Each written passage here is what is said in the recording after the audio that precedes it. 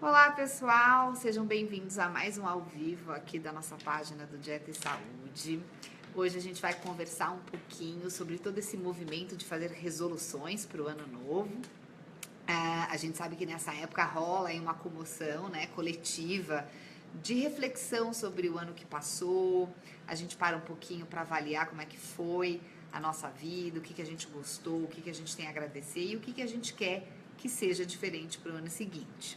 Tem muita gente que acha que é a maior besteira a gente parar para fazer resolução de ano novo, né? Que nada muda do dia 31 para o dia 1º de janeiro de 2017. Só que eu acho super legal porque é uma oportunidade grande da gente parar um pouquinho para repensar a nossa vida, né? E lógico, tudo que é coletivo, tem muita gente fazendo ao mesmo tempo, então a gente tem as propagandas, né? A gente tem as despedidas dos amigos, o período de férias, tudo isso facilita essa reflexão. Só que a gente sabe que a grande maioria de resoluções do ano novo, elas acabam não se cumprindo. E muitas vezes isso acontece porque a maneira como a gente cria as nossas metas não facilita, né, com que elas se concretizem, com que os nossos sonhos se tornem realidade. Então, o nosso ao vivo de hoje vai ser para a gente refletir um pouquinho sobre isso. O que será que a gente está fazendo na hora que a gente escolhe um objetivo para o ano seguinte? Ou que a gente, a nossa maneira de pensar, a forma da gente construir esse desejo pode estar atrapalhando a gente na hora de colocar essas metas em prática, tá? Então, o primeiro ponto aqui, pessoal, é a gente pensar um pouquinho nas metas que a gente escolhe, né? Ou como a gente fala delas, a maneira como a gente escreve, né? O que a gente pensa. Então, na grande maioria das vezes, o que acontece é que a gente cria metas muito genéricas para o ano seguinte, né? Muito amplas. E isso dificulta um pouquinho a nossa visualização do caminho que a gente tem que percorrer para chegar no nosso objetivo, tá? Então, por exemplo, né? Eu posso parar um pouquinho para pensar na minha vida e decidir que eu quero, em 2017, ser mais feliz. E mais feliz é um conceito muito amplo, né? Até o que me faz feliz não é a mesma coisa que vai fazer o meu amigo feliz, né? O que me entristece, o que me atrapalha, o que me chateia não é a mesma coisa para as outras pessoas. Então, quando eu decido que eu quero ser mais feliz em 2017 e paro nisso, eu estou prejudicando a prática, né? Desse meu sonho, de botar esse objetivo aí na minha vida. Então, como é que eu posso fazer, né, para isso ser diferente? Eu preciso começar a especificar melhor o que eu quero para o meu novo ano. Então, se eu quero ser mais feliz, será que eu parei já para pensar, né, e entendi o que me atrapalha, né, na hora de eu buscar um bem-estar? O que faz com que eu me sinta bem, em paz, tranquilo, alegre, né? O que está me fazendo falta? Então, de repente, na hora que eu estou fazendo essa reflexão, o que acontece? Eu descubro que uma das coisas que me deixa muito feliz é encontrar com os meus amigos, e que eu fiz pouco isso no meu ano de 2016. Então, nessa hora da meta grande, eu já criei uma meta menor, né? Que é a meta de criar espaço no meu novo ano para encontrar as pessoas que eu gosto. De repente eu descubro, né, que eu durmo pouco, que eu estou sempre muito estressado e que isso atrapalha o meu bem-estar. Então, eu tenho mais uma meta aí para 2017, que é aprender a lidar com o meu estresse, aprender a relaxar de outras maneiras, criar, né, um ambiente melhor para que eu possa descansar. Então, conforme eu vou especificando, eu vou criando as etapas que eu tenho que cumprir para chegar lá no final, né, no objetivo que eu tanto desejo. Então, o que acontece muitas vezes, pessoal, é que a gente, na hora que está criando as metas, a gente pensa só no objetivo final e a gente esquece de planejar o caminho que a gente tem que percorrer para chegar até lá. Então, quando a gente vai fazendo essas metas menores, né, a gente consegue ir observando quais os passos que a gente tem que dar para chegar nesse nosso objetivo. Então, uma coisa, né, que eu acho que vocês que estão aqui assistindo devem já ter passado muito por isso, né, e o que eu acredito que é uma resolução de ano novo para muita gente, também que é muito genérica, que é o famoso, em 2017, eu vou emagrecer, né? E o emagrecer também é muito amplo. Pessoal, a gente pode até emagrecer ficando doente, né? E eu acredito que não é isso que a gente quer na hora que a gente busca esse emagrecimento para o ano novo. Então, será que a gente também já fez a mesma reflexão de entender o que será que faz com que eu ganhe peso? Quais são as minhas dificuldades na hora que eu me alimento? Como é que foram as minhas histórias de dieta no passado? O que para mim é emagrecer? Tem uma quantidade específica? O que eu estou buscando? É mudar minha alimentação? É mudar a maneira como eu me relaciono com as minhas emoções? E aí, com esses questionamentos, eu também vou conseguir construir metas mais específicas. Então, por exemplo, eu posso me perguntar, como é que eu cheguei até aqui, nesse peso que eu tenho hoje? E de repente eu descubro que eu nunca tinha engordado, mas de repente no ano de 2016 eu passei por um problema, esse problema me deixou muito ansiosa e isso fez com que eu comesse mais e sem perceber o quanto que eu estava comendo, aí eu engordei. Então quando eu tenho essa noção, quando eu consigo entender o que acontece comigo, eu posso planejar uma mudança. Bom, então se eu tenho um problema, será que ele já foi resolvido? Será que eu tenho que ter um foco maior em resolvê-lo? Será que eu sei lidar com a minha ansiedade? Será que eu posso aprender a lidar com a minha ansiedade de uma outra maneira? Então, de repente, aí, o meu quero emagrecer para 2017 vai se transformar em eu quero aprender a lidar com a minha ansiedade de uma outra maneira. Ou eu quero aprender a comer mais frutas e legumes. Ou eu preciso descobrir um exercício que me dê prazer. Então, de uma meta genérica, depois eu faço várias metas específicas e eu posso até ir dividindo essas metas ao longo do ano. Então, em janeiro, eu vou me preocupar, de repente, em aprender uma técnica de meditação. Em fevereiro, eu vou me propor a experimentar uma fruta diferente por semana. E aí, cada pessoa vai criando o seu passo a passo de uma forma que seja realista, e sustentável. E aí, pessoal, a gente vai chegar aqui no segundo ponto. Muitas vezes, a gente cria metas muito distantes da nossa realidade. O que acontece então? A gente cria uma expectativa imensa, Na hora de colocar isso em prática, a gente vai se frustrar, porque é difícil, e aí a gente vai sentir que a gente está fracassando, que a gente não dá conta, e aí a gente sente vontade de desistir, tá? Desistir rápido demais. Então, é a mesma coisa que, de repente, eu agora decidi que no final de 2017 eu quero correr a São Silvestre. Mas aí, o que eu faço?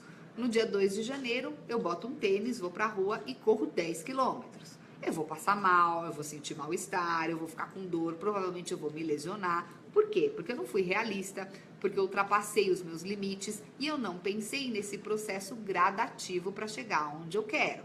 Lógico, depois de correr 10 quilômetros de primeira, nem sei nem se alguém consegue fazer isso de primeira, mas se a gente conseguir, a experiência pode ser tão desagradável e tão sofrida que a gente acaba desistindo bem rapidinho, E aí o nosso treinamento não vai chegar nem na segunda semana de janeiro, tá? Então, ser realista, olhar para a nossa própria história, e entender quais são as nossas facilidades, quais são as nossas dificuldades, o que a gente já experimentou no passado que deu certo, o que deu errado, facilita muito na hora da gente pensar em metas viáveis. Tá? Em relação ao emagrecimento, pessoal, a mesma coisa.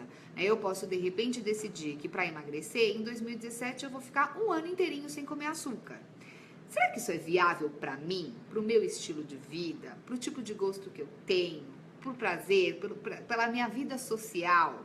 E se eu olhar para o meu passado, será que eu já fiz isso antes? Deu certo? Quanto tempo eu suportei? Será que eu não estou exagerando nessa meta que eu estou criando? Será que eu não poderia fazer com que ela ficasse mais realista a ponto dela ser cumprida com mais facilidade, e trazer para mim uma sensação de bem-estar? Tá? Então, a gente precisa mesmo também fazer essa reflexão de buscar na nossa história o que a gente dá conta e o que a gente está disposto a fazer, que preço que a gente está disposto a pagar, tá? Muitas vezes, pessoal, a gente observa que entra ano, sai ano, a gente está sempre decidindo as mesmas coisas e nunca consegue colocar essas metas em prática, tá? Botar isso para funcionar. Então, se eu me dou conta que esse é o 5º ano que eu vou lá escrever que eu quero emagrecer em 2017, tá na hora de eu parar para pensar o que eu tô fazendo de errado, O que eu tô esperando, quais são os caminhos que eu tô escolhendo, De repente, eu me proponho a fazer dietas muito radicais e aí aquilo causa um sofrimento imenso e depois disso, com certeza, eu acabo caindo no efeito sanfona, tenho episódios de compulsão alimentar. Será que eu tô no caminho certo? Será que não tá na hora de eu escrever uma nova meta para mim? Então, de repente, ao invés de eu emagrecer, será que não tá na hora de eu escolher esse ano me relacionar de uma forma mais equilibrada com a alimentação, aprender a comer com mais prazer, sem ficar nesse 8-80, né, nesse ciclo, nessa dicotomia, esses altos e baixos. Então, isso também é uma forma importante para a gente conseguir criar metas realistas que a gente vai dar conta de cumprir, tá? E aí, por último, pessoal, acho muito importante a gente entender como é que funciona um processo de mudança.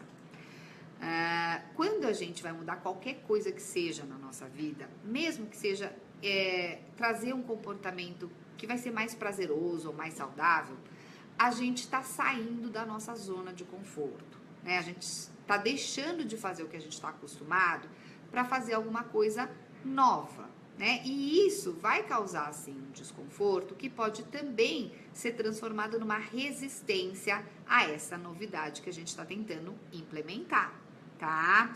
Então, a gente tem que entender que mudar é um processo que dá trabalho. E é um processo que não é linear, ele vai ser recheado de altos e baixos. Então, toda vez que a gente está querendo criar um hábito novo, é lógico que vão ter momentos que a gente vai esquecer dele, que a gente vai querer desistir, que a gente vai ter uma recaída. E isso não significa que o nosso caminho está sendo um fracasso. Muito pelo contrário, é o caminho natural do aprendizado. Eu sempre brinco aqui que a gente tem que parar para se lembrar como é que foi a gente aprender a andar de bicicleta, aprender a ler ou escrever, né? Não foi um processo simples, a gente errou, a gente caiu, a gente levantou, tentou de novo, até uma hora que aquilo foi incorporado. Então, hábitos novos a gente também adquire da mesma maneira, com persistência, né? A gente precisa de tempo, a gente precisa de repetição, senão eles não entram na nossa personalidade, eles não começam a fazer parte do nosso dia a dia de uma forma automática. Então, o mais importante não é a gente fazer direitinho, a gente fazer certinho, a gente não escorregar. O importante é, se a gente escorregar, a gente levanta e continua tentando. E um ano é um período excelente para a gente conseguir instalar novos hábitos. A gente tem que pensar, né, nesses 12 meses, com altos e baixos mesmo, sem desistir no meio do caminho, porque em algum momento, se a gente continuar perseverando, aquela novidade vai começar a fazer parte do nosso dia a dia, tá? Vamos lá, pessoal, vamos ler um pouquinho as perguntas agora. Vou precisar botar o óculos. Vamos ver. Vou ler aqui, tá? Flávia, eu sempre prometo emagrecer, mas aí chega a segunda semana e eu desisto. O que fazer para minha promessa dar certo? Bom, então é um pouquinho aquilo que a gente estava falando antes, né? Eu preciso primeiro entender por que é que eu não estou conseguindo manter mais do que 2 semanas de uma proposta de emagrecimento. O que eu estou fazendo? Qual é o caminho que eu estou escolhendo para emagrecer? Será que eu estou entrando numa dieta muito radical? Será que eu estou exagerando? Será que eu estou querendo mudar tudo na minha alimentação de uma vez só? Isso muitas vezes é o que a gente faz, né, pessoal? A gente entra, mesmo que seja numa reeducação, a gente quer mudar todos os nossos hábitos de uma vez. E às vezes a gente precisa também ir criando essas metas menores. Então eu quero emagrecer, o que eu vou fazer na primeira semana? Eu posso incluir uma fruta, se eu não como nenhuma. Eu posso tomar mais água. Aí na semana seguinte eu dou um outro passo. Então eu vou criando os degraus para eu ir subindo, os passos que eu tenho que dar para que aquilo seja viável, tá? Bom, o que fazer com a ansiedade, pessoal? Quando a gente está falando de metas para o ano novo, eu acho que a gente precisa entender justamente isso que eu estava falando em relação a processo de mudança, tá? O processo de mudança de verdade, ele é lento. Ele demora um tempo. Na verdade, não é que ele é lento, ele tem o tempo dele, mas a gente quer tantos resultados imediatos, né? E às vezes a mídia fala tanto pra gente que é possível a gente alcançar um resultado muito rápido, que a gente acaba acreditando e acaba se atropelando. Então, se a gente quer uma mudança que dure bastante, né, que chegue no longo prazo, a gente precisa conter essa ansiedade e ir caminhando, né, no dia a dia, sem ficar pensando aonde a gente quer chegar. E diminuir, pessoal, essa meta grande e metas menores ajuda muito a lidar com a ansiedade. Então, se eu sou uma pessoa que eu tô querendo emagrecer 30 quilos, ao invés de eu pensar nos 30, eu posso começar a pensar de 2 em 2. né? Então eu vou emagrecer 2, eu comemoro, depois eu vou para o próximo ponto. Eu posso, ao invés de pensar na quantidade de quilos, eu posso pensar nos tipos de comportamento que eu quero adquirir para chegar até lá. Então, fazendo essa divisão, aí a gente não fica com nossa cabeça tanto no futuro, que é o que causa muitas vezes ansiedade na gente, né? Ficar pensando lá na frente, no que vai acontecer e no que pode acontecer, né? E isso, com certeza, vai diminuir bem a ansiedade, tá? Vamos lá? Mais perguntas? Deixa eu ler aqui.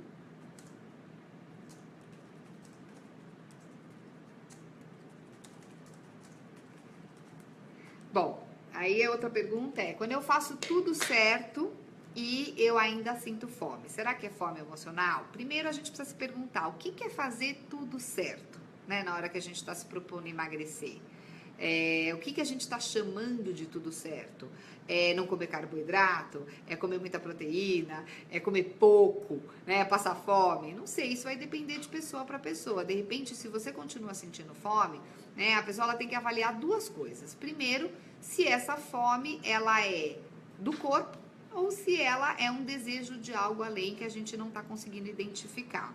Então, muitas vezes, para a gente diferenciar fome emocional de fome física, a gente pode se perguntar, né, um pouquinho, o que é que, por exemplo, eu acabei de comer agora e aí eu tô com fome, será que isso é fome mesmo? Será que eu comeria uma comida agora, nesse momento, que eu nem gosto tanto assim? Ou será que eu tô querendo comidas específicas? Quando a gente começa a escolher comida, pessoal, isso tem muito mais a ver com o nosso desejo, né, do que com a nossa necessidade fisiológica de comer, tá? E aí, nessa hora, é lógico que a gente tem que aprender a lidar com isso de outras maneiras. A gente fez aqui um ao vivo sobre fome emocional, tá? Vale a pena vocês assistirem esse vídeo, porque dá boas explicações para a gente diferenciar uma coisa da outra, né? Mas o importante, se a gente voltar a falar aqui de metas, né, é que para a gente construir uma meta que a gente vai conseguir colocar em prática, a gente precisa ser bem realista. Então, se a gente já fez outras dietas antes e tá sentindo fome e tá ansioso, a gente precisa talvez mudar, né, o foco e como a gente tá encarando esses problemas, tá? Ótimo. Bom, pessoal, então o importante aqui é a gente se lembrar de que todo mundo pode sim fazer metas, né, e alcançar os objetivos, desde que a gente tenha noção dos nossos limites, do que a gente aguenta, do que a gente está disposto a fazer. É importante que a gente observe o caminho que a gente tem que percorrer entre o nosso desejo e a realidade e transformar esse caminho em metas menores e viáveis que a gente possa ir atingindo aos poucos, contendo a ansiedade, né, e entendendo que esse é um processo muitas vezes trabalhoso, lento e que a gente tem que ter bastante persistência. E aí, muito provavelmente, a gente vai conseguir levar as nossas promessas para além do mês de janeiro. Bom, pessoal, queria agradecer então a presença de todos vocês. Espero que vocês tenham gostado desse ao vivo. Desejar para todo mundo uma ótima passagem de ano e que vocês consigam refletir bastante e criar grandes objetivos para a vida de vocês em 2017. Um beijão para todo mundo e até a próxima.